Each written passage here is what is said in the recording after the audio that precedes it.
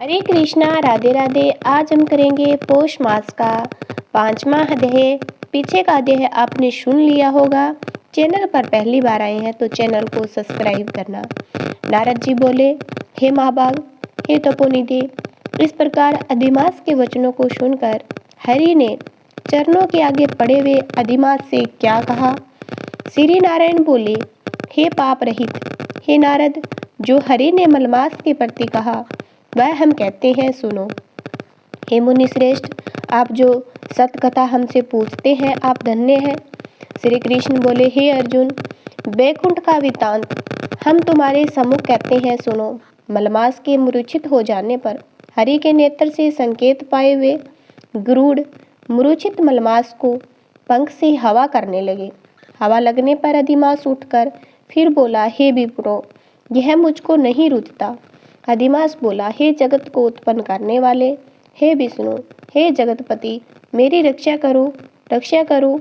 हे नाथ, मुझ शरण को आए कि आज कैसी उपेक्षा कर रहे हो। इस प्रकार हंसकर कांपते हुए घड़ी घड़ी विलाप करते हुए अधिमास से बैकुंठ में रहने वाले हर्षिकेश बोले। श्री विष्णु बोले, उठो उठो, तुम्हारा कल्याण हो। हे वत्स, विषाद मत करो। हे नहेश्वर, तुम्हारा दुख मुझको दूर होता नहीं ज्ञात होता। ऐसा कहकर प्रभु मन में सोचकर क्षण भर में उपाय निश्चित करके पुनः अधिमास से मधुसूदन करके बोला।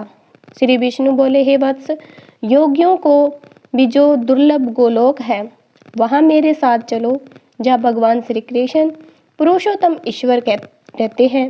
गोपियों के समुदाय के मध्य में स्थित 2 भुजा वाले मुरली को धारण किए हुए नवीन वेग के समान श्याम लाल कमल के सदृश नेत्र वाले शरद पूर्णिमा की चंद्रमा के समान अति सुंदर मुख वाले करोड़ों कामदेव के लावण्य की मनोहर लीला के धाम पीताम्बर धारण किए हुए माला पहने वनमाला से विभूषित उत्तम रत्ना भरण धारण किए हुए प्रेम के भूषण भक्तों के ऊपर दया करने वाले चंदन चर्चित सर्वांग कस्तूरी और केसर से युक्त वक्षस्थल से श्रीवत्स चिन्ह से शोभित कौस्तुक मणि से विराजित श्रेष्ठ से श्रेष्ठ रत्नों के सार रचित किरीट वाले कुंडलों से प्रकाशमान रत्नल के सिंहासन पर बैठे हुए हैं।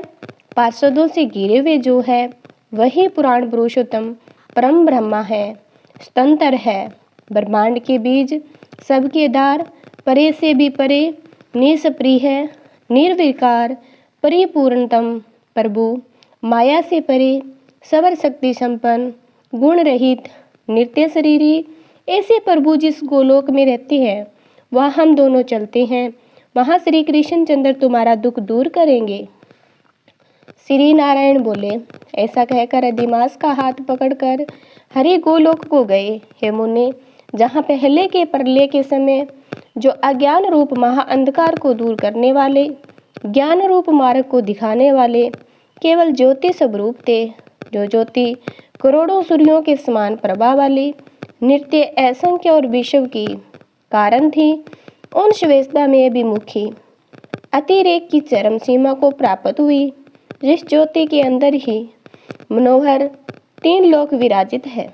हे मुनि, उसके ऊपर अविनाशी ब्रह्मा की तरह गोलोक विराजित है। 3 करोड़ योजन का चौतरफा जिसका विस्तार है और मंडलाकार जिसकी आकृति है, लहलहाता हुआ साक्षात मूर्तिमान तेज का स्वरूप है, जिसकी भूमि रत्नमय है। योगियों द्वारा सपने में जो अदृश्य है परंतु जो विष्णु के भक्तों से गम्य और दृश्य है, ईश्वर ने योग द्वारा जिसे धारण कर रखा है, ऐसा उत्तम लोक अंतरिक्ष में स्थित है। आदि व्याधि बुढ़ापा मृत्यु शोक भय आदि से रहित है। श्रेष्ठ रत्नों से भूषित असंख्य मकानों से शोभित उस गोलोक के नीचे 50 करोड़ योजन के विस्तार से भीतर दाहिने बैकुंठ और बाएं उसी के समान मनोहर शिवलोक स्थित है। 1 करोड़ योजन विस्तार के मंडल का बैकुंठ शोभित है। वहाँ सुंदर पीताम्बरधारी वैष्णव रहते हैं। उस बैकुंठ के रहने वाले शंख चक्र गदा पद्मा धारण किए वे लक्ष्मी के सहित चतुर्भुज है। उस वैकुंठ में रहने वाली स्त्रियां बजते हुए नूपुर और करदनी धारण की है, सब लक्ष्मी के समान रूपवंती है। गोलोक के बाईं तरफ जो शिवलोक है उसका करोड़ योजन विस्तार है और वह प्रलय शून्य है। सृष्टि में पार्षदों से युक्त रहता है। बड़े भाग्यवान शंकर के गण जहाँ निवास करते हैं।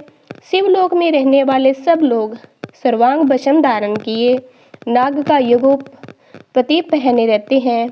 अर्धचंद्र जिनके मस्तक में शोभित है, त्रिशूल और पटिशधारी सब गंगा को धारण किए वीर है और सबके सब शंकर के समान जयमाली है।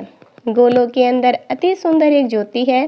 वह ज्योति परम आनंद को देने वाली और बारंबार परमानंद का कारण है।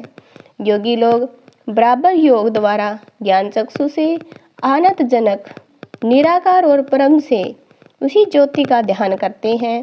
उस ज्योति के अंदर अत्यंत सुंदर एक रूप है जो कि नील कमल के पत्तों के समान, श्याम लाल कमल के समान नेत्र वाले, करोड़ों शरद पूर्णिमा के चंद्र के समान शोभायमान मुख वाले, करोड़ों कामदेव के समान श्रोन्द्रे की लीला का सुंदर धाम, दो भुजा वाले, मुरली हाथ में लिए, मंदहास्य युक्त पीतांबर धारण किए, श्रीवत्स चिन्ह से शोभित, वक्षस्थल वाले, कौस्तुभ मणि से सुशोभित, करोड़ों उत्तम रत्नों से जड़ित, चमचमाते किरीट और कुंडलों को धारण किए, रत्नों के सिंहासन पर विराजमान, वनमाला से शोभित, वहीं श्री कृष्ण नाम वाले पूर्ण परम ब्रह्मा है।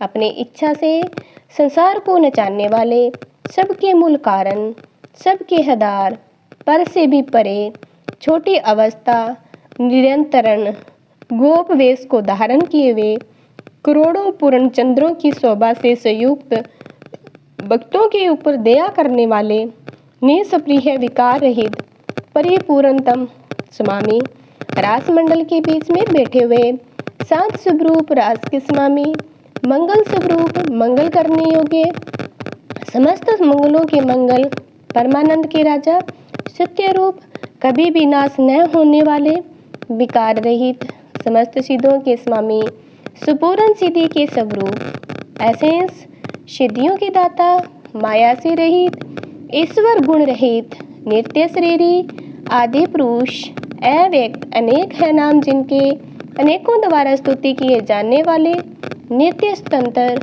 अद्वितीय, शांत स्वरूप, भक्तों को शांति देने में प्राण, ऐसे परमात्मा के स्वरूप को शांति प्रिय, शांत और शांति प्राण जो विष्णु भक्त है वे ध्यान करते हैं। इस प्रकार स्वरूप वाले भगवान कहे जाने वाले वही एक आनंद कंद श्री कृष्णचंद्र है। श्री नारायण बोले, ऐसा कहकर भगवान स्तव स्वरूप विष्णु अधिमास को साथ लेकर शीघ्र परम ब्रह्मा युक्त गोलोक में पहुँचे। सुत जी बोले, ऐसा कहकर सती क्रिया को ग्रहण किए हुए नारद मुनि के चुप हो जाने पर आनंद सागर पुरुषोत्तम से विविध प्रकार की नई कथाओं को सुनने की इच्छा रखने वाले नारद मुनि उत्कंठा पूर्वक बोले। इसी प्रकार ये हमारा 5वां अध्याय समाप्त होता है। पौष मास का 6वां अध्याय सुनने के लिए हमारे चैनल को सब्सक्राइब जरूर करना।